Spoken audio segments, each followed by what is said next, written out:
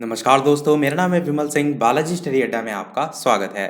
जैसे कि हम अभी तक दो सब्जेक्ट आपका पेपर 1 और पेपर 2, एक आरंभिक स्तर वाला, एक शैक्षिक प्रबंधन वाला, एक वीडियो में पूरा कोर्स देख चुके हैं।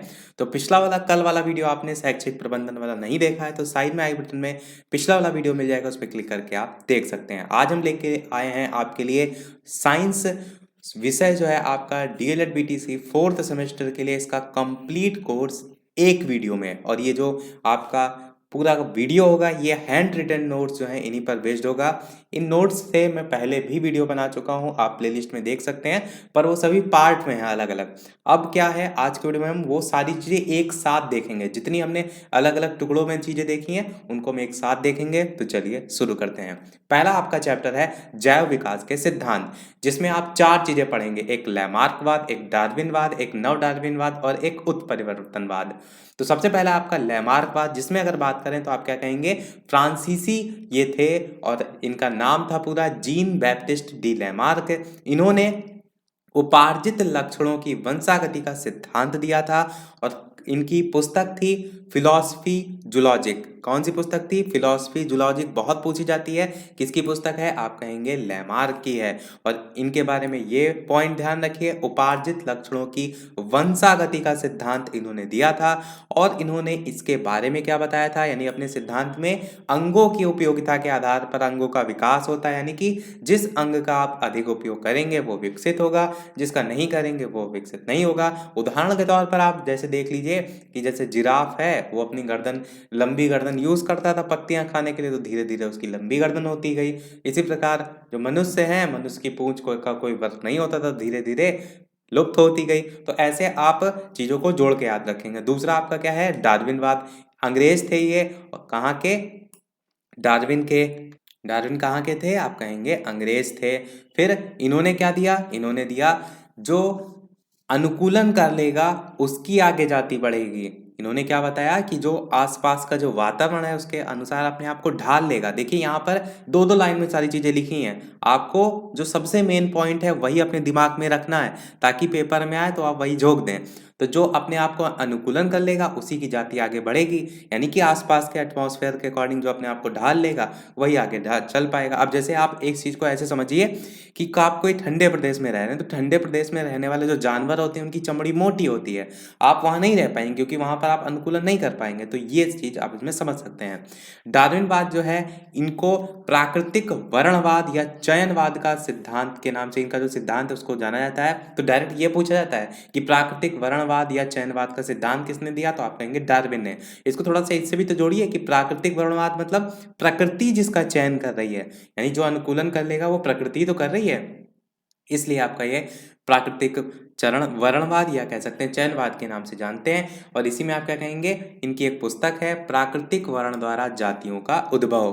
पुस्तक बहुत पूछी जाती है तो ध्यान रखिएगा। तीसरा देखते हैं हमारा नव डार्विनवाद। इन्होंने जो कुछ नए सिद्धांत थे वो मिलाए किसमें? डार्विनवाद में, और क्या बना दिया? नव डार्विनवाद। इसमें इन्होंने क्या बताया? आप कहेंगे जीन परिवर्तन के साथ जोड़कर इन्होंने चीजों को बताया है। जीन्स में परिवर्तन, यानी कि जो आगे आने वाली पीढ़ी होती है वो, इन्होंने ये नहीं सारी चीजें बताई अनुकूलन वगैरह, इन्होंने कहा जीन परिवर्तन का प्रभाव पड़ता है। और नाम किसने दिया था? तो आप कहेंगे जूलियन हक्सले ने जो है नाम दिया था नव डार्विनवाद का। इसमें एक लाइन नीचे लिखी हुई है कि नई जातियों की उत्पत्ति पुरानी जातियों के जीन्स में परिवर्तन से होती है। ये पूरे नव डार्विनवाद का सार रूप है, जिसको हम कहते हैं वेरी शॉर्ट रूप में। इसको एक लाइन में अगर आप परिभाषित करना चाहें तो ये कह सकते हैं। चौथा आपका आया उत्परिवर्तनवाद, जो किसने दिया? तो ह्यूगो डी ब्रीज ने दिया। और ह्यूगो डी ब्रीज जो हैं ये हॉलैंड के थे। कहाँ के थे? हॉलैंड के। एक बार ऊपर देखते हैं, पहले फ्रांसीसी फिर अंग्रेज, फिर इनके बारे में कोई ऐसी बात नहीं है। उत्परिवर्तनवाद हॉलैंड के थे ह्यूगो डी ब्रीज। इन्होंने क्या किया? इन्होंने इवनिंग प्रिमरोज नाम का एक पौधा था जिस पर इन्होंने प्रयोग किया, और इन्होंने क्या बताया कि नई जाति जनक पौधों से काफी भिन्न है। इन्होंने क्या बताया? नई जाति जनक पौधों से काफी भिन्न है। तो ये चारों के बारे में एक एक लाइन हो जाएगी जैव विकास के संबंध में। दूसरा हमारा देखते हैं पॉइंट, समजापता और समरूपता में डिफरेंस। बहुत पूछा जाता है क्या अंतर होता है। तो समजापता की परिकल्पना किसने दी है? बूर्फो ने जो है परिकल्पना दी है। एक चीज मैं आपको और बताना चाहूंगा, SCERT की PDF कल जो मैंने वीडियो बनाया था उसमें काफ़ी लोगों ने कमेंट किया था कि PDF उन्हें चाहिए, तो मैंने टेलीग्राम चैनल पर सभी सब्जेक्ट की DLED चतुर्थ सेमेस्टर की PDF सब भेज दी है, वहाँ से जाकर आप डाउनलोड कर सकते हैं। और जो फ़ॉन्ट है, कुछ लोग कहेंगे कि उसमें जो लिखा होता है उसकी हेडिंग वगैरह वो सही नहीं दिखती है, तो वो एक्चुअल में मोबाइल में नहीं सही दिखती है, तो आपको वहाँ पर उसकी हेडिंग वगैरह नहीं सही दिखाई देगी, बाकी अंदर का मैटर पूरा जो है वो दिखाई देगा। बात करते हैं हमारे वापस से टॉपिक की। समझौता क्या होता है? तो आप कहेंगे कुछ मूल अंग रचना और उद्भव में समान होते हैं, किंतु अलग अलग कार्य के लिए होने के कारण देखने में असमान लगते हैं, मतलब एक जैसे नहीं लगते, उन्हें हम समजात अंग कहते हैं। उनकी समानता को समजातता कहते हैं। समरूपता क्या होता है? जो अंग समान कार्य करने के कारण तो समान दिखाई देते हैं, मतलब दिखाई तो समान देते हैं, पर उनकी जो मूल रचना या उद्भव होता है उसमें भिन्नता देखने को मिलती है। अब एग्जाम्पल से इसको समझिए, ज़्यादा अच्छे से समझ में आएगा। जैसे समजातता की बात करें तो जैसे मनुष्य है, उसका हाथ है, किस कार्य में आता है? पकड़ने के लिए। मैंने क्या कहा कि कुछ अंग ऐसे होते हैं जो मूल रचना और उद्भव में समान होते हैं।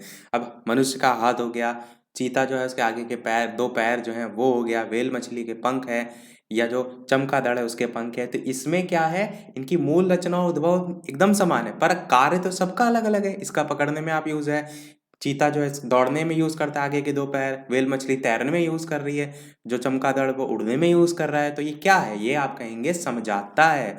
समरूपता के एग्जाम्पल से समझिए कि जो अंग समान कार्य करने के कारण दिखाई तो समान देते पर होते नहीं है, जब उनकी मूल रचना या अंदर का जो उनका स्ट्रक्चर होता है, स्ट्रक्चर और उद्भव की बात या मूल रचना की अगर बात करें तो क्या है, जब आपका जैसे हाथ है तो आप उसके अंदर देखेंगे कौन सी हड्डी है, अल्ना, रेडियस, ये सारी, तो वही मेन स्ट्रक्चर की बात की जाती है। तो जैसे कि मधुमक्खी और बिच्छू को लेकर आप कहेंगे कि ये दिखाई तो समान देते हैं, मधुमक्खी का डंक हो चाहे बिच्छू का डंक हो, पर इनकी संरचना अलग अलग होती है। चील के पंख, चमगादड़ के पंख देखने में तो समान लगते हैं, पर इनकी मूल रचना उद्भव भिन्नता होती है। ये आपका समझाता और समरूपता में डिफरेंस हो जाएगा।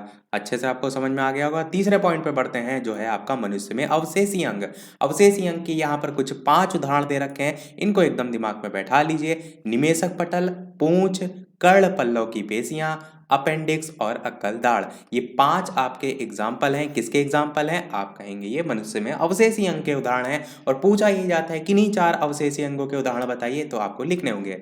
अब निमेषक पटल क्या होता है? तो मनुष्य में अर्धचंद्राकार झिल्ली के रूप में ये होता है, जो कि जंतुओं में जो है वो होता है। और आपका अवशेषी अंग क्या होते हैं? अवशेषी अंग वे अंग हैं जिनकी हमारे शरीर को आवश्यकता नहीं है पर फिर भी हैं। जैसे पूंछ है, पहले आवश्यकता नहीं थी, पहले थी, तो वो क्या है? वो आपका अवशेषी अंग के रूप में है।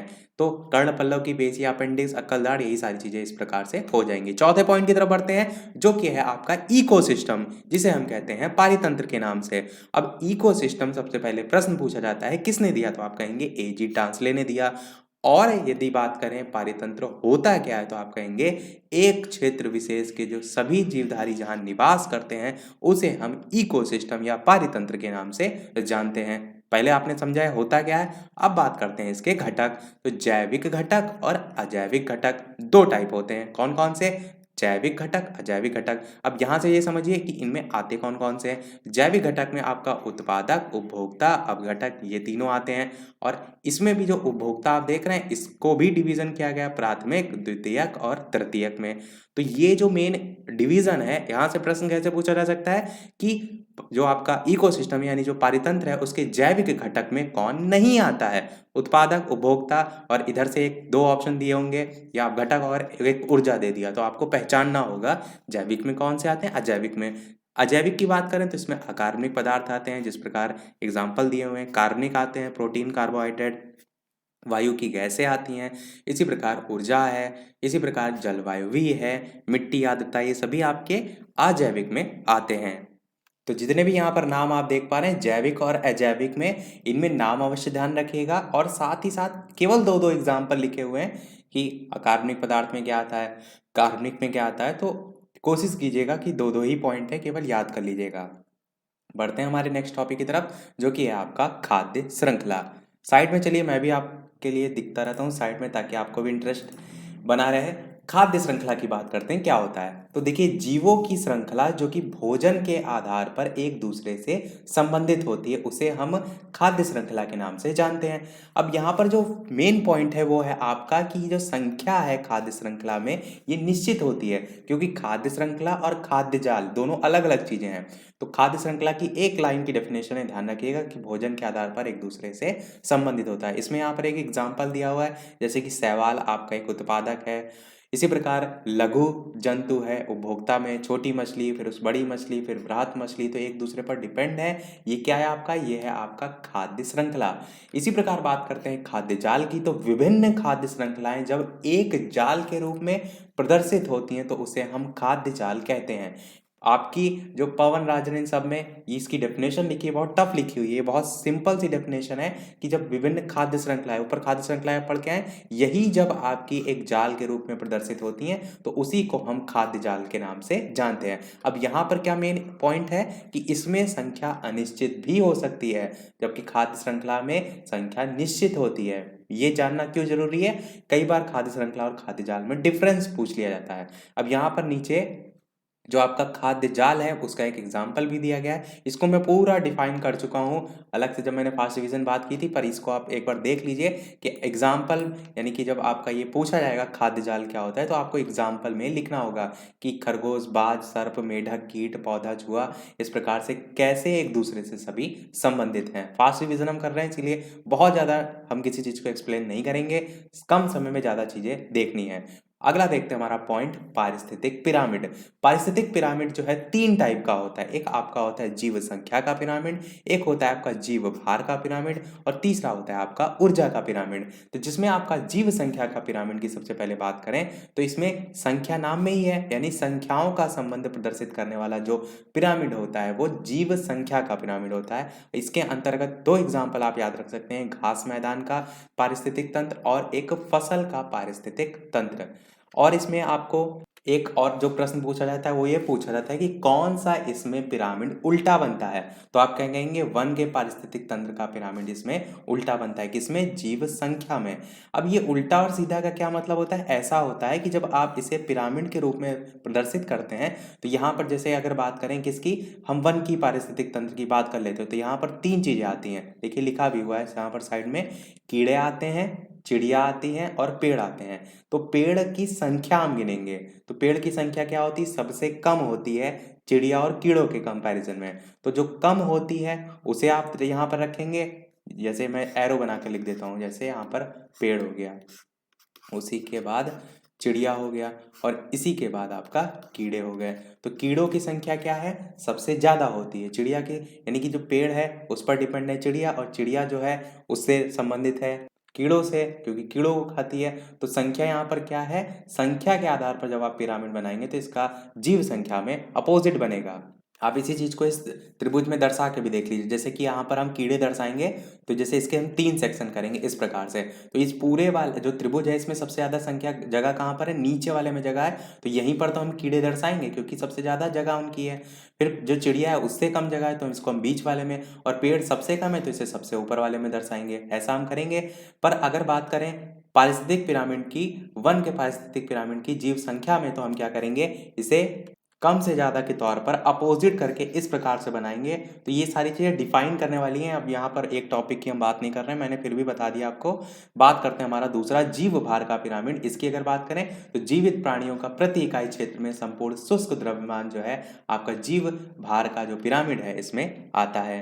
अब यहाँ पर क्या उल्टा बनता है, तो आप कहेंगे जलीय पारिस्थितिक तंत्र जो है इसका पिरामिड उल्टा बनता है। जैसे एग्जाम्पल की बात करें तो शैवाल आपके सबसे कम होते हैं, छोटी मछली उससे अधिक, बड़ी मछली जो है उससे अधिक, किसके आधार पर, भार के आधार पर।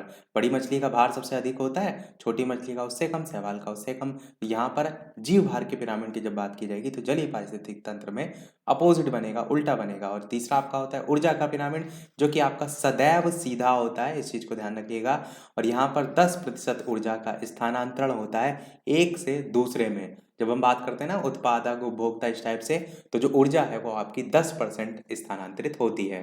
और दूसरे वाले पॉइंट में यानी कि जीव भार में एक चीज मैंने नहीं बताई, वो ये कि कौन सा पिरामिड यहाँ पर सीधा बनता है। तो आप क्या कहेंगे, यहाँ पर जीव भार में जो ये वन का पारिस्थितिक यहाँ तंत्र पे उल्टा बन रहा था, वो जीव भार में सीधा बनेगा। कैसे? अच्छा, इसको भी मैं बता देता हूँ। जैसे कि आपका एक त्रिभुज है, आप कहेंगे है वन का जो पारिस्थितिक तंत्र है, इसमें तीन चीजें हैं। कौन कौन सी? कीड़े, चिड़िया और पेड़।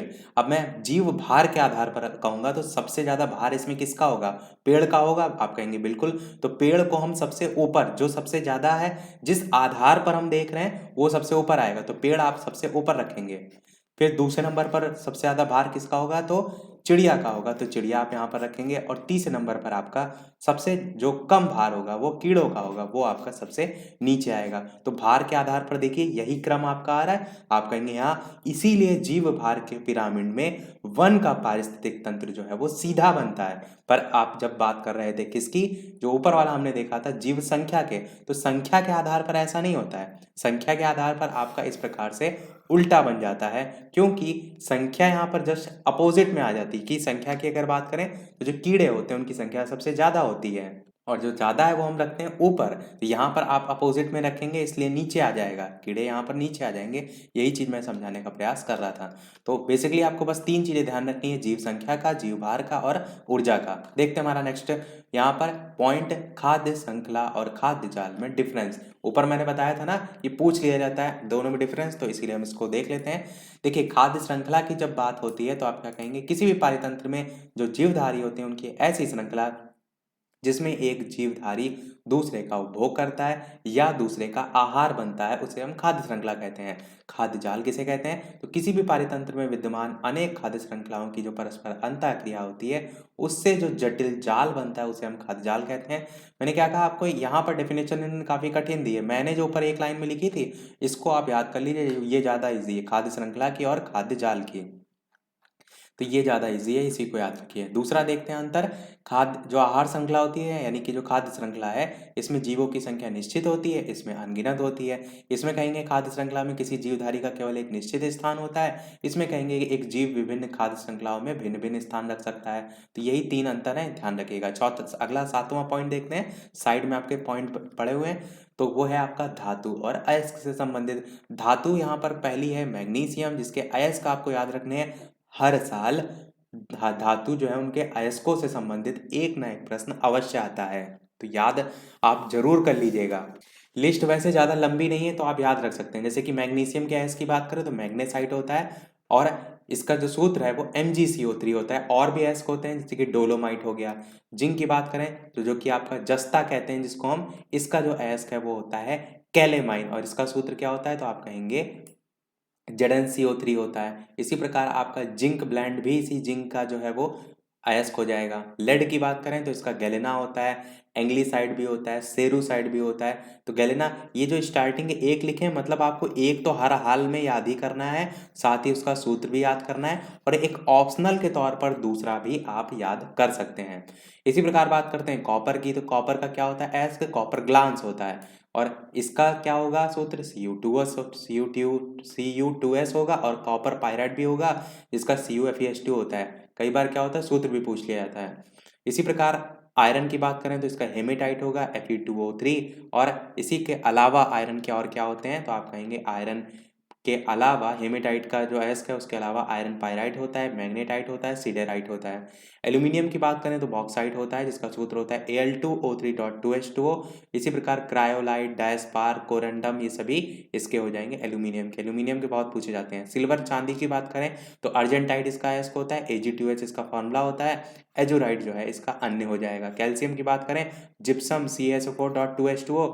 इसी प्रकार सोडियम की बात करें तो sodium chloride, sodium nitrate, carbonate, ये सभी क्या है? ये सभी आपके अयस्क हैं। किसके अयस्क हैं? ये सारी चीज़ें जितनी यहाँ पर लिखी हुई है लिस्ट की इनके, तो बहुत ज़्यादा नहीं आप याद कर लीजिएगा। देखते हैं हमारा नेक्स्ट पॉइंट जो है आपका धातु कर्म।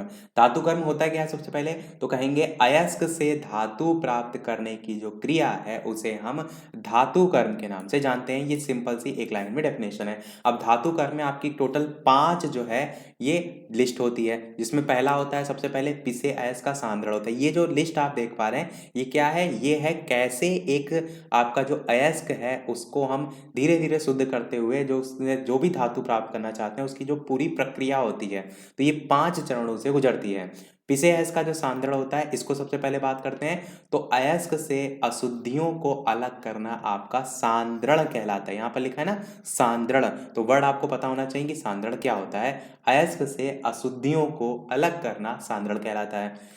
फिर दूसरा आपका होता है निस्तापन, तीसरा होता है आपका भर्जन, चौथा होता है प्रगलन, फिर होता है धातु का शोधन। तो इस प्रकार से आप प्राप्त करते हैं किससे, अयस्क से धातु को प्राप्त करते हैं। मैंने ऊपर अभी आपको अयस्क बताया था, एक्चुअल में इसको नॉर्मल समझिए। अयस्क धातु ये सब क्या है कि कोई भी धातु होती है वो आपको ऐसे ही नहीं मिल जाती, वो अपने अशुद्ध रूप में होती है। फिर हम क्या करते हैं, अलग अलग प्रोसीजर अपनाते हैं, उसको साफ शुद्ध करते हैं। जैसे कि सोना है तो खदानों में मिलता है, ऐसा नहीं कि उसको हम खोद के निकाले और उसको हम यूज करने लगे, गले में पहनने लगे, ऐसा नहीं होता है। आपने निकाला, फिर उसको शुद्ध किया, अलग अलग मानकों से गुजरा, तब जाके वो शुद्ध आपको जो सोना है वो प्राप्त होता है। सेम यही चीज धातुओं के साथ भी होता है। तो सबसे पहले हम क्या करेंगे, पिसे हुए अयस्क का सांद्रण है, जो पिसा हुआ अयस्क का सांद्रण है यानी कि अयस्क से जो अशुद्धियां हैं उसको निकालने के लिए 3 विधियां मुख्यतः यूज करते हैं। इसमें कौन कौन सी हैं, एक आपकी होती है गुरुत्वीय पृथक्करण विधि, एक आपकी होती है चुंबकीय पृथक्करण विधि, और एक आपकी होती है फेन प्लवन विधि। तो 3 विधियां टोटल होती हैं, जिसमें सबसे पहले बात करते हैं गुरुत्वीय पृथक्करण विधि की।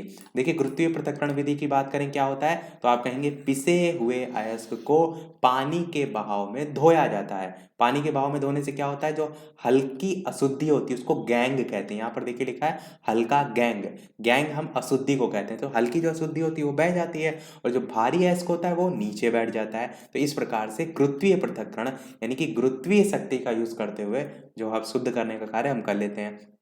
ये ऐसा जरूरी नहीं कि तीनों को फॉलो किया जाए, ये डिपेंड करता है कौन सा अयस्क है उसको देखते हुए। इसी प्रकार बात करते हैं चुंबकीय पृथक्करण विधि। चुंबकीय पृथक्करण विधि में नाम से ही है, यानी कि जिसमें अशुद्धियां लोहे से संबंधित हो उसको हम इससे दूर कर सकते हैं। इसी प्रकार आपका फेन प्लवन विधि, इसको समझ लीजिए। फेन प्लवन विधि में हल्के अयस्क का सांद्रण किया जाता है। इस प्रकार से इसका चित्र बनता है, जिसमें आप देखेंगे तो नीचे जो है अशुद्धियां बैठ जाती हैं, झाग आपका इस प्रकार से आ जाता है, हवा निकासी के लिए इस प्रकार से स्थान होता है। इसमें अयस्क, तेल और साथ ही साथ जल ये मिलाया जाता है। हाइड्रोजनीकरण उसको प्रक्रिया को कहते हैं। यहाँ पर साइड में लिखा भी है चीड़ का तेल होता है और साथ में पोटेशियम एंथिल जेंटेट ये जो है होता है। मैंने डिटेल में इसको फर्स्ट रिवीजन में भी पढ़ा है, अलग से भी पढ़ा है, पर यहाँ पर मैं आपको एक रिवाइज चीजें करा रहा हूँ, तो ये स्ट्रक्चर आपके दिमाग में बैठ जाएगा आखिर टाइम रिवाइज करते समय। तो ये आपका फेन प्लवन विधि में होता है। इसके द्वारा क्या किया जाता है, पिसे अयस्क का सांद्रण किया जाता है। पिसे अयस्क का सांद्रण क्या है, अयस्क से अशुद्धि को अलग करना। किस प्रकार की अशुद्धि, मिट्टी, कंकड़, ये सारी चीजें आप इन सभी विधियों से अलग कर सकते हैं। दूसरा आपका पॉइंट क्या है, निस्तापन। निस्तापन देखते हैं, निस्तापन होता है वायु की अनुपस्थिति में। यहाँ पर जो मेन पॉइंट है वो क्या है, वायु प्रेजेंस नहीं होती है। अब इसको क्या हम कहेंगे, निस्तापन को, कि वायु की अनुपस्थिति में उसका जो गलनांक है उसे कम ताप पर गर्म करके धातु ऑक्साइड में जो बदलने की क्रिया होती है उसे हम निस्तापन कहते हैं। अब यहाँ पर इसकी जो रिएक्शन है इसको देख लीजिए, PbCO3 लिखा हुआ है, इसको जब गर्म करते हैं तो PbO और CO2 उसमें मिलकर बन जाता है। ये क्या है, निस्तापन की प्रक्रिया में एक उदाहरण दिया गया है कि लेड कार्बोनेट को किस प्रकार से आप बदल रहे हैं, यानी कि निकाल रहे हैं जब हम बात कर रहे हैं निस्तापन की। तो ये क्या है, धातु ऑक्साइड में बदलने की क्रिया हो जाएगी निस्तापन की।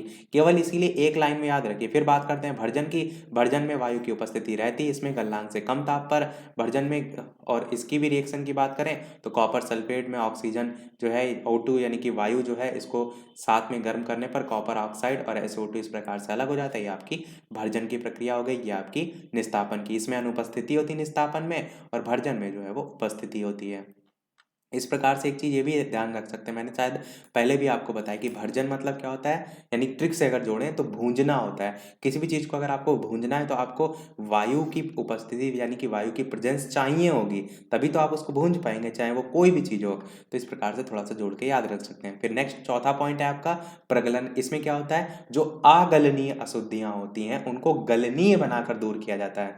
बहुत सी ऐसी भी तो अशुद्धि होंगी जिसको आप गर्म कर रहे हैं, एक निश्चित टेम्परेचर के ऊपर ले भी जा रहे हैं, फिर भी नहीं वो गलनी है, तो प्रगलन में ऐसा यूज किया जाता है। और मतलब प्रगलन जो क्रिया है उसका यूज किया जाता है। और कैसे, तो उचित गालक और कोक मिलाकर यूज किया जाता है। गालक और कोक मिलाने से क्या होता है, जैसे कुछ चीजें हैं जो नहीं पिघलनी है तो उसमें आपने दूसरी चीज मिला दी, तो क्या हुआ, वो गलनीय बन गई, तो वो आपकी जो प्रक्रिया होती है वो प्रगलन होती है। अब यहाँ पर लिखा भी हुआ है कि अशुद्धि और धातुमल, ये इसकी प्रक्रिया है। गालक और कोक मिलाकर अशुद्धि धातुमल के रूप में बाद में प्राप्त हो जाता है, ये प्रगलन की प्रक्रिया है। फिर बात करते हैं धातु का शोधन कैसे होता है। ये लास्ट प्रक्रिया है जिसमें विद्युत अपघटनी विधि का यूज किया जाता है, इसी को शुद्ध किया जाता है। और लास्ट में एक चीज ये भी लिखी है, सिंटरन क्या होता है। इस छोटे से वर्ड को समझिए, छोटे छोटे कणों या छोटे जो कण हैं उनको बड़े कणों में बदलना क्या कहलाता है, सिंटरन कहलाता है। एक लाइन का है, हो सकता है एमसीक्यू में देखने को आपको मिल जाए। बात करते हैं अब इसी धातु के शोधन में जो विद्युत अपघटनी विधि है इसके बारे में। इसके अलावा वीडियो पसंद आ रहा हो तो सभी लोग वीडियो को लाइक अवश्य कर दीजिएगा, ताकि मुझे भी मोटिवेशन मिलता रहे इसी प्रकार मैं आपके लिए और बेहतर से बेहतर चीजें लेकर आता रहूं। और साथ ही साथ जितने भी आपके चतुर्थ सेमेस्टर के छात्र साथ में हैं उनको शेयर भी कर दीजिएगा, ताकि सभी लोग रिवीजन करके जाएं, सभी का अच्छे से अच्छा पेपर हो, सभी लोग जो है अच्छे से अच्छे अंक हासिल करें। बात करते हैं विद्युत अपघटनी विधि की। ये मैंने ऊपर बताया ना, लास्ट में एक बार मैं फिर से दिखा देता हूँ। ये विद्युत अपघटनी विधि है, ये किसमें, धातु के शोधन में। और थोड़ा सा बैक ले जाता हूँ तो ये 5 पॉइंट थे। पीसीआईएस का सांद्रण देखा हमने, निस्तापन देखा, भर्जन देखा, प्रकरण देखा, लास्ट में हम सबसे देख रहे हैं धातु का शोधन। धातु का शोधन किससे कर रहे हैं, विद्युत अपघटनी विधि से कर रहे हैं। और विद्युत अपघटनी विधि आपकी दे रखी है। अब इसको समझते हैं। विद्युत अपघटनी विधि में इस प्रकार से चित्र होता है, एक आपकी छड़ होती है एनोड की, एक छड़ होती है कैथोड की। जो अशुद्ध छड़ होती है वो आप कहेंगे एनोड की होती है, शुद्ध छड़ जो होती है वो कैथोड की होती है। इस प्रकार से बैटरी लगी होती है, इस प्रकार से आप देख रहे हैं। इसमें जो प्रोसीजर होता है उसको साइड में देखिए। सबसे पहले आप क्या करेंगे, इसमें विद्युत धारा प्रोवाइड करेंगे, किसके माध्यम से, बैटरी के माध्यम से। और फिर क्या होगा, एनोड से जो आयन है वो विलयन में आएंगे। देखिए यहाँ पर कैथोड लिखा है, यहाँ एनोड लिखा है, तो जो अशुद्ध छड़ होती है एनोड वाली, इससे आयन निकल कर किस में आते हैं, ये जो विलयन भरा हुआ है, ये जो कंटेनर आप देख रहे हैं इसमें विलयन भरा हुआ, इसमें आते हैं। फिर क्या होता है, जो एनोड से आयन विलयन में आए, ये विलयन से निकल कर क्या करते हैं, जो कैथोड आप वाली शुद्ध छड़ होती है उस पर आकर धातु के रूप में जमा होने लगते हैं। तो ये आपकी पूरी होती है विद्युत अपघटन विधि। और जो इसमें लिक्विड भरा होता है ये विद्युत अपघट्ट, ये देखिए साइड में लिखा है, इसे हम कहते हैं विद्युत अपघट्ट। शोधित किए जाने वाले धातु लवण का विलयन जो है इसमें होता है। तो ये आपकी विद्युत अपघटन विधि है। ये डायरेक्ट आपसे लघु में पूछी जा सकती है कि विद्युत अपघटनी विधि क्या है, इस टाइप से। तो चित्र, और ये केवल ये 3 पॉइंट आपको याद रखने, बाकी आप कुछ भी इसमें गलत नहीं करेंगे। नेक्स्ट आपका पॉइंट देखते हैं, पिग आयरन। पिग आयरन क्या होता है, तो वात्या भट्टी से प्राप्त जो लोहा होता है उसे हम पिग आयरन के नाम से जानते हैं। बहुत ही ज्यादा महत्वपूर्ण प्रश्न है, इसीलिए मैंने इसे मॉडल पेपर में भी रखा था। अब इसको समझिए, थोड़ा सा वीडियो और छोटा कर देते हैं। तो देखिए, इस पिग आयरन में 93% लोहा होता है और 4% कार्बन होता है। इस चीज को ध्यान दीजिए, 93% लोहा, 4% कार्बन, और जो बाकी बचा परसेंट है वो आप कहेंगे शेष अन्य अशुद्धियों के रूप में होता है। बाकी बचा शेष जो है वो अन्य अशुद्धियों के रूप में होता है। और यही रीजन होता है कि इसमें आप देख रहे हैं जो अशुद्धि है वो बहुत ज्यादा कम है, इसीलिए इसका जो गलनांक होता है वो बहुत ही ज्यादा कम होता है। अब यूज कहाँ होता है पिग आयरन का, तो पाइप में होता है, नहाने के टब में होता है, इसी प्रकार आप कहेंगे कूड़ादान आदि में होता है, यानी कूड़ादान का जो वो बाल्टी होती है उसको बनाने में होता है। तो ये सभी आप यूज इसके याद रख सकते हैं, छोटी छोटी चीजें हैं, दिमाग में रखिएगा। अब धातु और अधातु में अंतर की बात कर लेते हैं, ये बहुत पूछा जाता है। धातु और धातु में अंतर की बात करें तो आपका जो आधार है ये साइड में लिखा है, आप चाहें तो क्या कर सकते हैं, ये आधार को ही याद रखिए कि पारदर्शिता के आधार पर आप कहेंगे तो ये अपारदर्शी होती धातु, अधातु तीनों प्रकार की होती, पारदर्शी, अपारदर्शी या पारभासी। फिर आप कहेंगे जो अगला पॉइंट है वो क्षारीय प्रवृत्ति के आधार पर है कि धातु जो है उसके ऑक्साइड क्षारीय होते हैं और अधातु जो है इसके ऑक्साइड अम्लीय होते हैं। इसमें ध्वनि की बात करेंगे तो धातु किसी वस्तु से टकराने पर ध्वनि उत्पन्न करेगी। आप देखिए कोई भी होता है, मेटल होता है, टन से आवाज आ रही, तो उससे जोड़कर चीजों को याद रखिए। अधातु में कोई ध्वनि नहीं उत्पन्न होती। हाइड्रोजन से क्रिया बात करें तो धातु हाइड्रोजन से के साथ क्रिया नहीं करती है। कुछ धातुएं हाइड्रोजन के साथ अस्थायी यौगिक बनाती हैं, इसमें कहेंगे अधातुएं हाइड्रोजन के साथ क्रिया करके स्थायी यौगिक बनाती हैं। अवस्था की बात करें तो धातु सामान्यतः ठोस होते हैं, पारे को छोड़कर। उनमें क्या होता है, आघात वर्ध्यता और तन्यता का गुण पाया जाता है। मैंने मॉडल पेपर में पूछा था, बताया भी था एक्सप्लेनेशन में, तन्यता क्या होता है, आघात वर्धनीयता क्या होता है। इसी प्रकार अवस्था यानी कि अधातु की बात करें तो अधातु ठोस, द्रव और गैस तीनों अवस्था में होती है।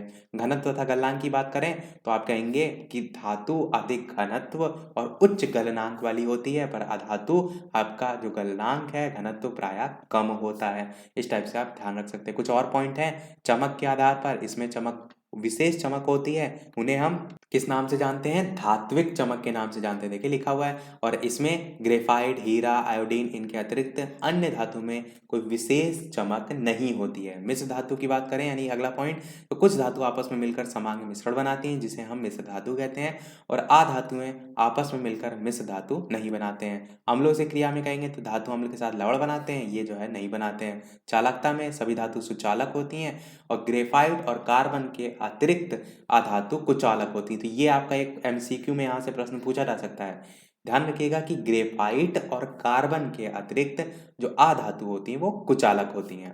बात करते हैं हमारे नेक्स्ट पॉइंट की, जो है आपका अमलगम विधि क्या होता है। अमलगम विधि क्या होता है, सोने और जो चांदी है उनके निष्कर्षण में हम इसका यूज करते हैं। अमलगम को गर्म गर्म करने पर क्या होता है, जो Hg होता है, Hg क्या होता है, सिल्वर होता है, ये वाष्पित हो जाता है। तो ये आपकी अमलगम विधि होती है। एक लाइन में कहेंगे तो क्या कहेंगे, सोने और चांदी का निष्कर्षण किया जाता है अमलगम विधि से। नेक्स्ट है आपका 12 नंबर, धातु को संक्षारण यानी कि नष्ट होने से बचाना। संक्षारण क्या होता है, नष्ट होने से बचाना।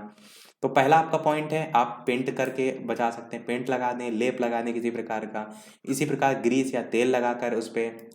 इसी प्रकार गैल्वनीकरण, इस टर्म को याद रखिएगा, गैल्वनीकरण मतलब होता है धातु चढ़ाना। जैसे यहाँ पर साइड में लिखा हुआ है, क्या होता है आपका धातु चढ़ाना, पिघले हुए जस्ते में डुबो देते हैं जिस चीज को, तो जो पिघला हुआ जो जस्ता है वो क्या होता है, उस पर चढ़ जाता है। तो इससे क्या होता है, गैल्वनीकरण, यानी उस पर धातु चढ़ जाती है। और ये मोस्टली किस में किया जाता है, इस्पात या लोहे के ऊपर किया जाता है, यहाँ पर लिखा भी हुआ है। और यहाँ पर एक और पॉइंट भी लिखा है, क्रोमियम या टिन जो है उसकी इलेक्ट्रोप्लेटिंग, ये किसमें है, चौथे नंबर में है।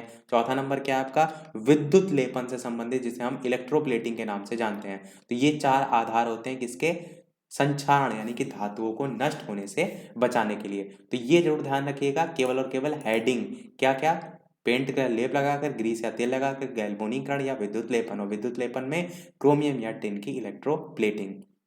एग्जाम्पल भी लिखा हुआ है विद्युत लेपन का, कि एल्यूमिनियम के ऊपर एल्यूमिनियम ऑक्साइड परत जम जाने से उसकी जो चमक होती है वो नष्ट हो जाती है, इसलिए उसके ऊपर एल्यूमिनियम ऑक्साइड का विद्युत लेपन किया जाता है। फिर बात करते हैं एक और आधार है, 4 आधार के अलावा है मिश्र धातु। यहाँ से बहुत प्रश्न आते हैं किस पर बेस्ड, कि आपसे पूछा जाता है कि ये जो पर्टिकुलर धातु है किससे किससे मिलकर बनी है, या इसमें कौन सी धातु है। तो ये यहाँ पर लिखा है, मिश्र धातु बनाकर क्या होता है, अधिक कठोर। मेन आपको ये ध्यान रखना है, जैसे स्टील हो गया, पीतल हो गया, कांसा। तो स्टील आपका लोहा और कार्बन से मिलकर बनता है, पीतल आपका तांबा और जस्ता से मिलकर बनता है, और कांसा जो है आपका तांबा और टिन से मिलकर बनता है। ट्रिक मैंने आपको पहले बता दी थी, इसलिए मैं ट्रिक यहाँ रिपीट नहीं कर रहा हूँ। आपने वो पहले वाले वीडियो नहीं देखे, उनको देख लीजिएगा। स्टील की बात करें तो इसकी सबसे खासियत क्या होती है, इसमें जंग नहीं लगती है, और स्टील के बर्तन बनाए जाते हैं, आप सभी जानते हैं। पीतल की बात करें तो इसके भी बर्तन बनाए जाते हैं, आप सभी जानते हैं। और कांसा की बात करें तो इसका सिक्के और मेडल बनाए जाते हैं।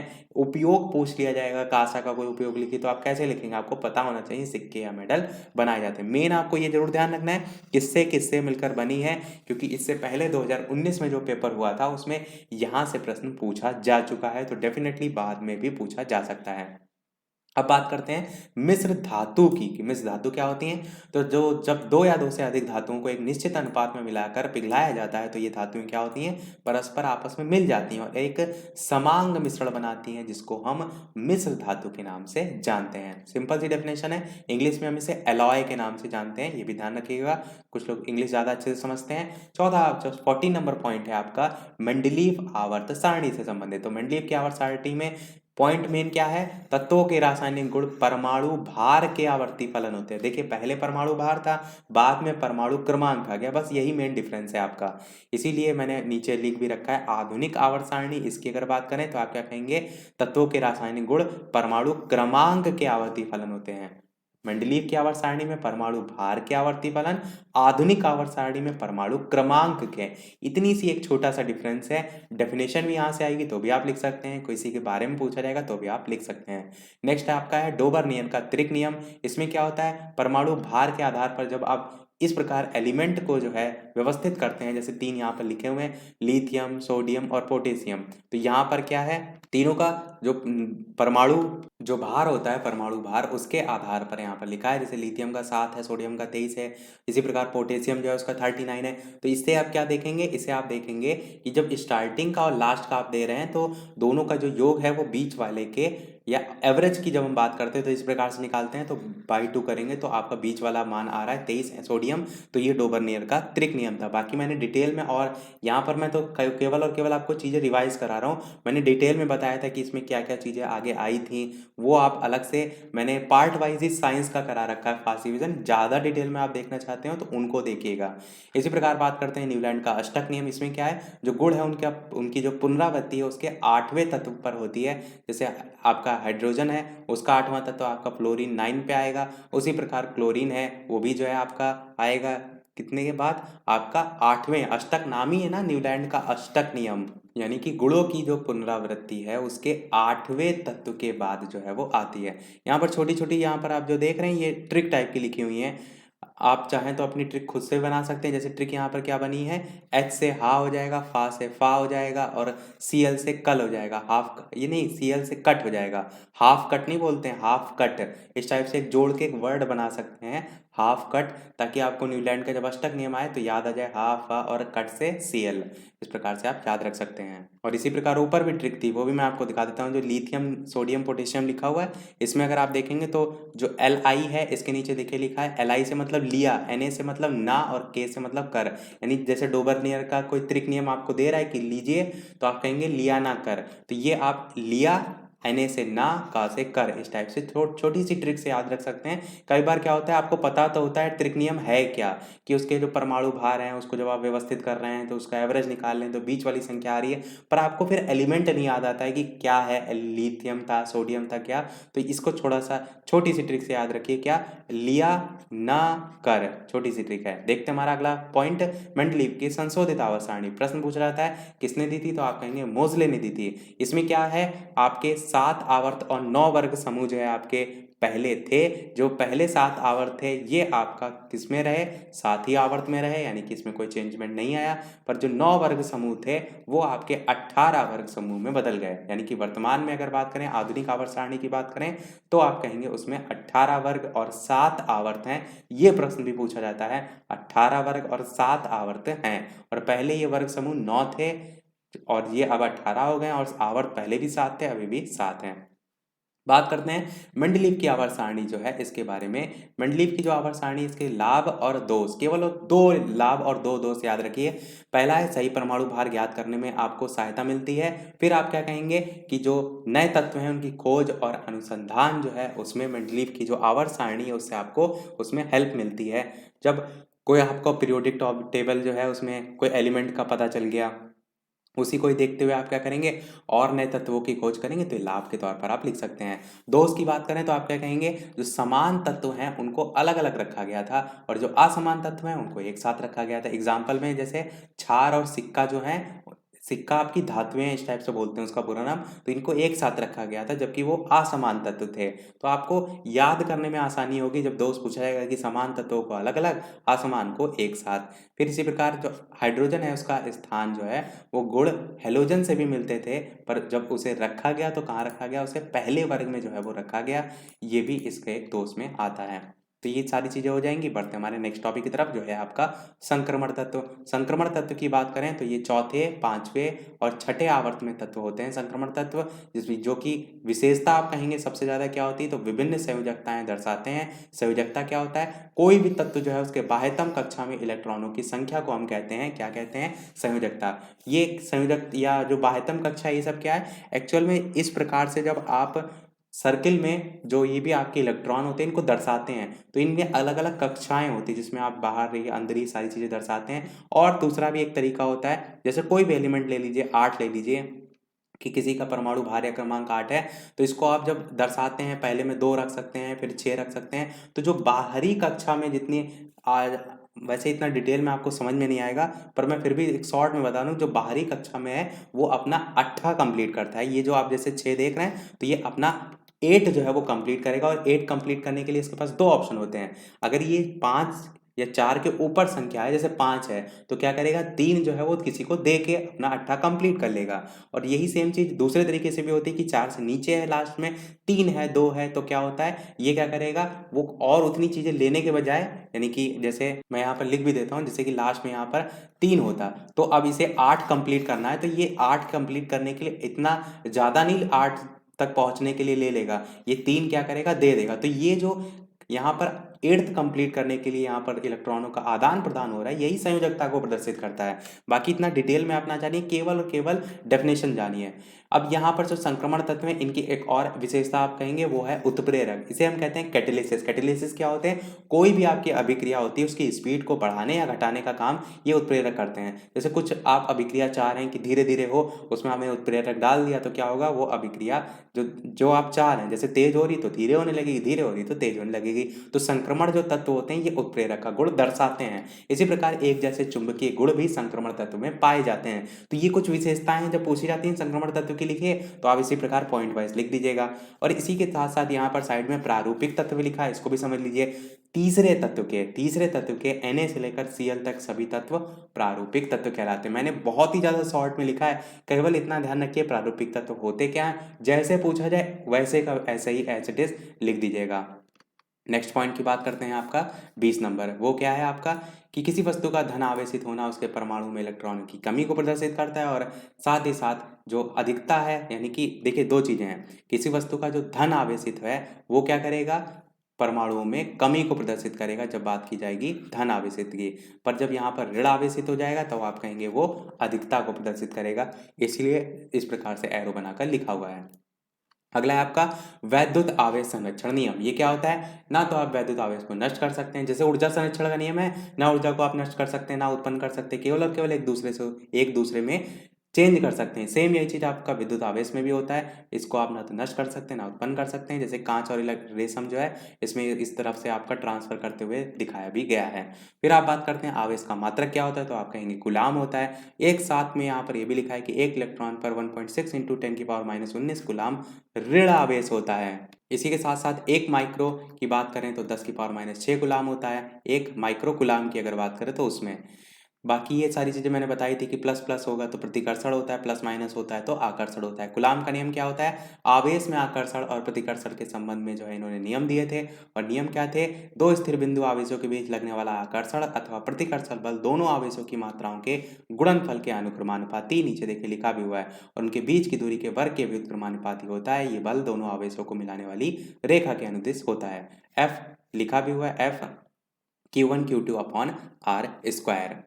और ये अनुक्रमानुपाती और व्युत्क्रमानुपाती क्या होता है, जब अनुक्रमानुपाती की बात होती है तो वो चीज आपके सामने लिखी होती है, और व्युत्क्रमानुपाती वही चीज बटे में लिखी होती है। बटे में व्युत मतलब ही होता है अपोजिट। जैसे यहाँ पर देखिए क्या लिखा है, व्युत्क्रमानुपाती किसका, उनके बीच की दूरी के वर्ग का, तो उनके बीच की दूरी r है और r का स्क्वायर इसीलिए करके दिखाया गया, इसीलिए उसे बटे में रखा गया। तो ये सूत्र कहीं और से नहीं बना, ये ऊपर वाली लाइनों से बना है। एक्सप्लेन मैंने जब किया था तो आपको बताया था। नेक्स्ट है आपका विद्युत विभवांतर।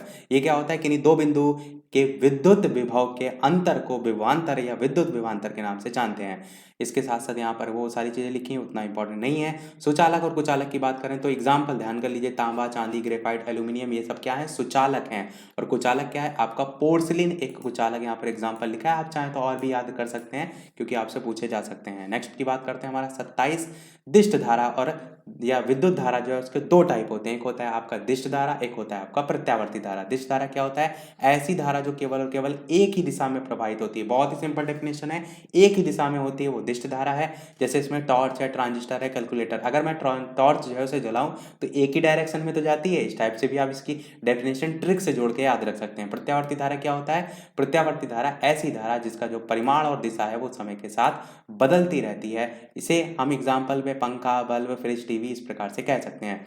दिष्ट धारा को हम डीसी कहते हैं, यानी कि डायरेक्ट करंट कहते हैं, और प्रत्यावर्ती को एसी यानी कि अल्टरनेटिव करंट कहते हैं। अब डीसी जो डायरेक्ट करंट होता है वो आपका अधिकतर जो चार्जिंग वाली चीज़ें होती हैं, जैसे टॉर्च है, कैलकुलेटर है, सेल वाली जितनी चीज़ें होती हैं वो उसमें आती हैं। और जो घरों में विद्युत आप यूज़ करते हैं, पंखा, बल्ब, फ्रिज, टीवी, ये सब आपका प्रत्यावर्ती में आती है। तो ऐसे भी आप याद रख सकते हैं, डेफिनेशन पूछी जाती है। अगला है आपका सेल के प्रकार कौन कौन से होते हैं। तो प्राथमिक सेल, द्वितीयक सेल, दो टाइप के होते हैं। अब इसमें ये भी आपको पता होना चाहिए कौन कौन से प्राथमिक सेल होते हैं। तो लेक्लांसे सेल, डेनियल सेल, वोल्टियर सेल और शुष्क सेल, ये आपके होते हैं कौन से? प्राथमिक सेल।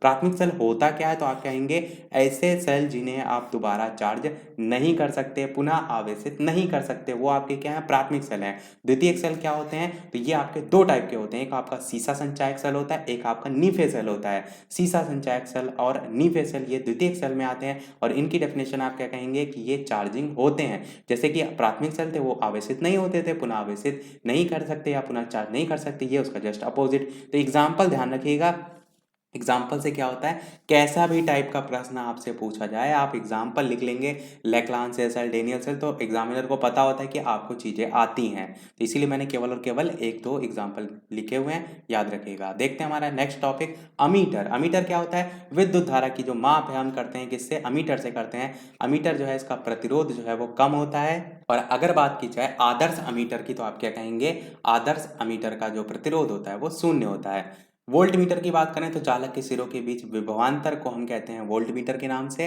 और इसका जो प्रतिरोध होता है वो आपका अधिक होता है। और आदर्श वोल्ट मीटर की जब बात की जाए तो आप कहेंगे इसका जो प्रतिरोध होता है वो अनंत होता है। तो ये दोनों में डिफरेंस भी आपको याद हो जाएगा, और साथ में डेफिनेशन भी। फिर बात करते हैं इसके सूत्र की, तो प्रतिरोध बराबर विभवांतर बटे धारा होता है, और जो प्रतिरोध है इसका मात्रक ओम होता है। आपके घर में जो बिजली आती है या आप धारा की जब भी बात करते हैं तो उसके आगे आप इस प्रकार से ओम का चिन्ह बनाते हैं, ये आपका इस टाइप से होता है। बाकी आपके में न्यूमेरिकल वैसे पूछे नहीं जाते, पर पूछ लिए गए तो कोई बात नहीं। जो न्यूमेरिकल पूछे जाते हैं वो ये आपके कोर्स में दे रखा है, प्रतिरोधों का संयोग के संदर्भ में। जब श्रेणी क्रम में जुड़े हों तो R1 plus R2 plus R3 होता है, जब समांतर क्रम में जुड़े हों तो 1 बराबर 1/R1 plus 1/R2 plus 1/R3 होता है। इसमें क्या होता है, आपसे लिखा होगा प्रश्न में कि जैसे कि एक कोई भी विद्युत धारा है उसमें जो प्रतिरोध हैं वो आपके कुछ दे रखे हैं, जैसे कि 4 ओम, 5 ओम, इसी प्रकार 6 ओम, इस टाइप से 3 दे रखे होंगे, और आपसे कहेगा उन्हें श्रेणी क्रम में जो है वो संयोजित कीजिए या बताइए। तो आप क्या करेंगे, इस प्रकार से जोड़ देंगे। जब वहाँ पर लिखा होगा समांतर क्रम में तो इस प्रकार से बटे में करके जोड़ेंगे, बस इतना सा डिफरेंस है। बाकी बहुत ज़्यादा डिटेल में आएगा तो प्रश्न तो इससे बहुत से कठिन कठिन बन सकते हैं। अगला आपका है विद्युत बल्ब। विद्युत बल्ब का चित्र देख लीजिए। पिछली साल जब मैंने 2017 बैच के लिए कराया था, ये इसी प्रकार से चित्र बताया था, और 2017 बैच का जो पेपर हुआ था 2019 में हुआ था शायद, तो उसमें ये आया भी था। तो प्रीवियस ईयर में आ चुका है, अब पता नहीं दोबारा रिपीट होगा कि नहीं, पर आपको पता होना चाहिए। जैसे नीचे रांगा है, ये पिन होता है, पीतल या एल्यूमिनियम की टोपी है, कांच का स्तंभ है, सुचालक तार है, नाइट्रोजन आर्गन गैस इसमें भरी होती है, फिलामेंट है, ये कांच का बल्ब है। तो इस टाइप से भी बाकी बहुत से विद्यालयों में जहाँ सेंटर जाता है वहाँ पे इस प्रकार का बल्ब लगा होता है, तो हो सकता हो आपको वहाँ से भी हेल्प मिल जाए। वैसे आप नहीं होते हैं, पर फिर भी आप देख लीजिएगा अगर चित्र आपको बनाने को आ जाए।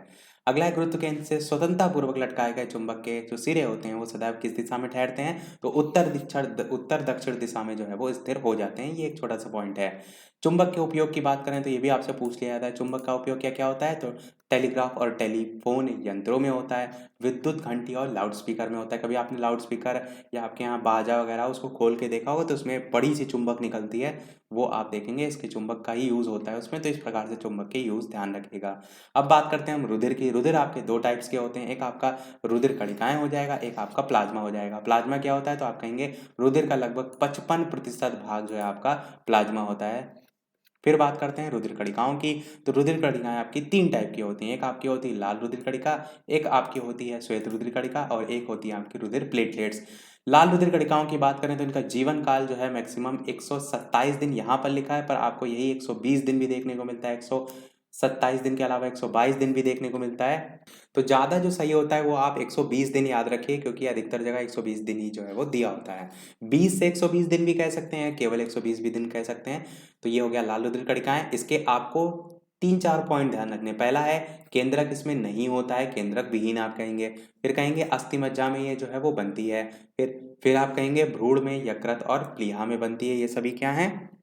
लाल रुधिर कणिकाओं के संबंध में हो जाएगा।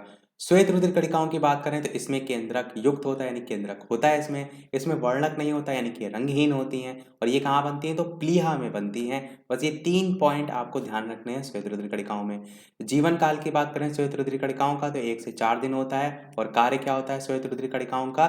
तो प्रतिरक्षा के तौर पर कार्य करती है। कोई आपको रोग हो जा रहा है शरीर में, तो रोग होने पर क्या होता है? आपकी इम्यून सिस्टम के रूप में वर्क कर रही है श्वेत रुधिर कणिकाएं, तो वही आपका प्रतिरक्षा होता है। अब तीसरा आपका है क्या?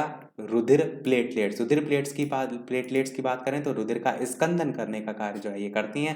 जैसे घाव आपको लग जाता है, घाव लगी जो रक्त वाहिनी उनसे खून का बहाव रुकना जो है वो आपका रुधिर प्लेटलेट्स में आता है। इसमें आप क्या कहेंगे? फाइब्रिन जो है इसका जमाव जो है वो हो जाता है। देखते हैं हमारा अगला प्रश्न। और साथ ही साथ वीडियो को सभी लोग लाइक अवश्य कर दीजिएगा, ताकि मुझे भी मोटिवेशन मिलता रहे। इसी प्रकार मैं आपके लिए आगे भी वीडियो ज़्यादा से ज़्यादा अच्छे से अच्छे जो है वो लाता रहूं। तो देखते हैं हमारा अगला प्रश्न। अगला पॉइंट, रुधिर जो है उसके कार्य। रुधिर के कार्य क्या होते हैं? 35। तो आप कहेंगे रोग से बचाव। देखिए रुधिर के कार्य में केवल पॉइंट वाइज याद रखिए। रोग से बचाव हो गया, विविध पदार्थ जो है उनका परिवहन हो गया, ताप नियंत्रण हो गया, थक्का जमना हो गया। इस टाइप से सभी क्या है? सभी आपके रुधिर जो है उसके कार्य हैं। फिर बात करते हैं रुधिर वर्ग की खोज किसने की? तो आप कहेंगे लैंडस्टीनर ने जो है वो खोज की थी। रुधिर वर्ग जो है इसकी शुद्ध, पूछा जाता है कि जो शुद्ध रुधिर होता है वो कहाँ आपको देखने को मिलता है? तो वृक्क या किडनी में देखने को मिलता है। रक्त वर्ग की बात करें तो आपके 4 प्रकार के होते हैं, ए, बी, ओ और ए बी, इस प्रकार से होते हैं। जहां से प्रश्न ओ से पूछा जाएगा तो सर्वदाता कहते हैं, ए बी को सर्वग्राही कहते हैं। रक्त वर्ग की बात करें तो ये क्षारीय विलयन होता है, और इसका जो पीएच मान होता है रक्त का, रक्त जो है वो एक प्रकार का क्षारीय विलयन है, और इसका जो पीएच वैल्यू होती है वो 7.4 जो है वो होती है। अगला पॉइंट की बात करते हैं तो आपका है 37। ये लगभग आपके 43 तक है लास्ट तक। तो ये 50 मिनट तक का वीडियो अब तक हो चुका है। लगभग ये आपका 1 घंटे में कंप्लीट हो जाएगा। रक्तदाब या ब्लड प्रेशर की बात करें तो सबसे पहले जो हेल्स हैं उन्होंने सबसे पहले घोड़े में नापा था। इस चीज़ को ध्यान रखिएगा। बाकी आप रक्तदाब से संबंधित लिख सकते हैं। लाल फीता क्या होता है? तो एड्स का अंतरराष्ट्रीय चिन्ह जो है वो होता है। यह अंतरराष्ट्रीय गलत लिखा है, इसको सही ध्यान रखिएगा। 39 की बात करते हैं तो एड्स HIV, इसकी फुल फॉर्म क्या होती है? एड्स की फुल फॉर्म होती है acquired immuno deficiency syndrome. HIV की फुल फॉर्म होती है ह्यूमन इम्यूनो डिफिशियंसी वायरस। इसी के साथ साथ एक एलिसा परीक्षण, ये बहुत पूछा जाता है। विडाल टेस्ट मैंने आपसे पूछा था, टाइफाइड के लिए होता है। और जो एलिसा परीक्षण होता है ये आपका होता है एड्स से संबंधित। HIV की बात करें, इसमें किस पर हमला होता है? तो WBC होती है आपकी व्हाइट ब्लड सेल्स, जिसे हम क्या कहते हैं? श्वेत रक्त कणिकाएं, मैंने अभी ऊपर बताया था। तो श्वेत रुधिर जो कणिकाएं होती हैं वो प्रतिरक्षा प्रणाली का वर्क करती हैं। तो जिस व्यक्ति को एड्स हो जाता है उसका जो प्रतिरक्षा प्रणाली होता है वो कमजोर होने लगता है, उसको अटैक करती हैं जब आपका जो एड्स वायरस है उसकी बात की जाती है। नेक्स्ट बात करते हैं हेपेटाइटिस रोग की। हेपेटाइटिस रोग को ही आप पीलिया या जॉइंटिस के नाम से भी जानते हैं, और इसे हम लीवर का रोग के नाम से भी जानते हैं। इसके टाइप्स भी होते हैं, hepatitis A, hepatitis B, C, D, इस टाइप से ई तक होते हैं। और पूछा आपसे ये जाएगा सबसे खतरनाक कौन सा होता है? तो आप कहेंगे हेपेटाइटिस बी जो है सबसे खतरनाक होता है। फिर बात करते हैं इसके लक्षण क्या होते हैं। तो आप क्या कहेंगे? हेपेटाइटिस जो है उसके लक्षण में आंखें या जो मूत्र है उसका शरीर जो है, मूत्र या शरीर जो है उसका रंग पीलापना उसमें आता है। नाम में इसमें पीलिया होता है, तो उससे भी आप याद रख सकते हैं। इसी के साथ साथ जो सबसे खतरनाक होता है हेपेटाइटिस बी, इसके बारे में आप ये ध्यान रख सकते हैं कि होता कैसे है। तो संक्रमण से सुई से होता है, टैटू से होता है, पुराने रेजर से होता है, शारीरिक संबंध, माँ से बच्चे को, इस टाइप से आपके इसके रीजन जो है, कारण जो है वो हो जाएंगे। एक और रोग था थैलेसीमिया रोग, जो कि आपका 2019 में जो है वो पूछा गया था सबसे लेटेस्ट में। इसको भी देख लेते हैं। तो इसमें लक्षण पूछे गए थे 2019 में। तो आप क्या कहेंगे? चेहरा पीला और निस्तेज हो जाता है, सांस फूलना, पेट फूला फूला, भूख ना लगना, खाने के प्रति इंटरेस्ट ना हो, या खा लेने से उल्टियाँ हो जाना, निरंतर ज्वर बना रहना, शरीर का टेम्परेचर कम होना, हृदय की गति अधिक या सिर बड़ा और शरीर की आकृति छोटी, सिर के मध्य जो है वो गड्ढा सा दिखाई देना, सिर की जो हड्डियां हैं वो मोटी, बहुत जो है उसके बीच में नाक का भाग चिपका हुआ होना, ये सब क्या है, लक्षण है इसके। तो ये प्रश्न आपका सबसे लेटेस्ट में आया था, इसीलिए मैंने करा दिया। एक और प्रश्न आपका था जो कि आपका 2019 में पूछा गया था, वो था प्राथमिक उपचार के लिए कौन कौन सी आवश्यक बातें जरूरी हैं। तो आप क्या कहेंगे, आवश्यकता के समय तुरंत सहायता करना, सहायता का जो सामान है वो एक साथ या सारा सामान एक साथ ले जाना, सावधानी से जो है घटना स्थल जो है उसका निरीक्षण करना, रोगी की दुर्घटना जो है उसका कारण या जो रोगी है उसकी दुर्घटना का कारण दूर करना। इसी प्रकार से बेसिक चीजें हैं जो आप इसमें लिख सकते हैं। अब बात करते हैं 41 पॉइंट, आपके 2-3 पॉइंट और रह गए हैं फिर वीडियो हमारा खत्म हो जाएगा। 41 पॉइंट है धारावाही प्रणाली का। ये क्या होता है, इस प्रकार से इसका स्ट्रक्चर केवल बना हुआ है, डिटेल में तो मैंने आपको पहले बताया था। तो ये जो है आधार डोरा है जिसे लटका हुआ है इस प्रकार से। ये जो आपका आप यहाँ देख रहे हैं ये तांबे के विद्युत रोधी तार हैं, ये आपका परिनालिका है, स्वतंत्रतापूर्वक लटकाया गया है, उत्तर दक्षिण दिशा में ठहर जाता है। इसमें इस प्रकार से प्लस और माइनस करके एक कुंजी भी लगी है, एक सेल लगा है, कुंजी लगा है, जिसे हम धारा, ये जो आप देख रहे हैं इस प्रकार से यूं यूं करके ये धारा नियंत्रक है। तो ये पूरा इसका स्ट्रक्चर होता है, ये धारावाही परिनालिका आपका होता है। और बेसिकली आप कहेंगे ये किस में यूज आता है, किस लिए होता है, तो चुंबकीय क्षेत्र जो है इसको प्रदर्शित करने के लिए होता है। मैंने पूरा डिटेल में आपको बताया था कि जब उसमें विद्युत धारा प्रवाहित करते हैं तो ये चुंबकीय क्षेत्र उत्पन्न हो जाता है, वो सारी चीजें। अगला प्रश्न देखते हैं 42, एनीमिया क्या होता है। एनीमिया खून की कमी से होने वाला रोग होता है। ल्यूकीमिया क्या होता है, तो रक्त बनाने वाले ऊतकों का कैंसर जो है हम ल्यूकीमिया को कहते हैं। संक्रमण से लड़ने की शरीर की जो क्षमता है उसमें रुकावट जो है वो ल्यूकीमिया जो है इसके कारण पैदा हो जाती है।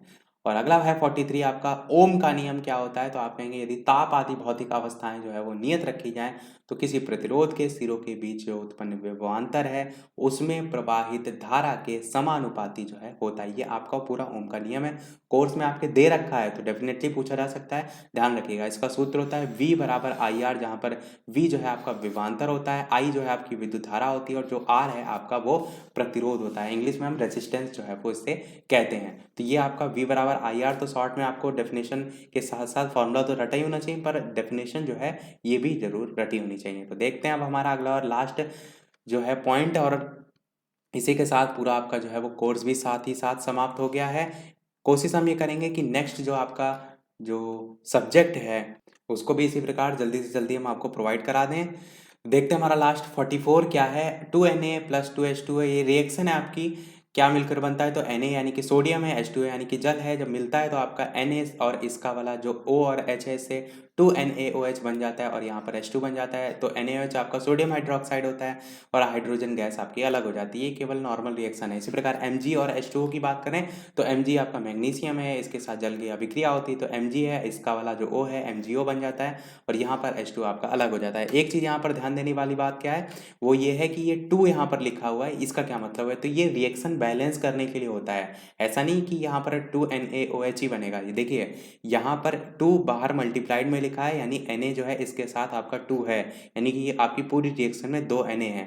H2O की बात करें तो 2 है, अंदर H2 है, जब ये 2 अंदर जाएगा मल्टीप्लाइड होगा तो 2 ऑलरेडी हैं और यहाँ पर आप देखेंगे 2 दे रखा है, तो इस 2 को 2 से मल्टीप्लाइड करेंगे तो आपका हो जाएगा 4 हो जाएगा, यानी कि हाइड्रोजन आपको 4 रखने हैं और ऑक्सीजन ये 2 मल्टीप्लाइड में पूरे के है तो ऑक्सीजन आपको 2 रखने हैं। तो यही चीज़ आप यहाँ पर देखेंगे, जैसे NaOH आपने रखा, Na आपका 1 है, O और H एक बार सिंगल बार आया है और H2 आपने अलग कर लिया, अब एक H2 तो ले लिया पर अभी आपका एक H बचा है और एक O बचा है, तो HO को बैलेंस करने के लिए आपने क्या किया, बाहर 2 रख दिया ताकि रिएक्शन दोनों साइड बैलेंस हो जाए। और Na तो आपका ऑलरेडी 2 था तो Na भी बैलेंस हो गया, OH भी बैलेंस हो गया इधर वाली रिएक्शन से। तो ये रिएक्शन बैलेंस करने को आपको छोटी मोटी चीज़ें आनी चाहिए। तो इसी के साथ हमारा ये वीडियो आज का समाप्त होता है। आप सभी लोग जितने भी छात्र हैं DLED चतुर्थ सेमेस्टर के, सभी के साथ वीडियो को शेयर कर दीजिएगा ताकि जो भी मैंने मेहनत की है सभी के काम आए। और साथ ही साथ वीडियो पसंद आया हो तो जितने भी लोग वीडियो देख रहे हैं सभी लोग वीडियो को लाइक अवश्य कर दीजिएगा ताकि मुझे भी मोटिवेशन मिलता रहे। इसी प्रकार मैं आगे भी आपके लिए अच्छे से अच्छी चीज़ें लेकर आता रहूँ और अधिक से अधिक आपके लिए मैं मेहनत जो है वो कर सकूँ। तो फिर मिलते हैं अगले वीडियो में नए टॉपिक के साथ, तब तक के लिए नमस्कार, थैंक यू फॉर वॉचिंग।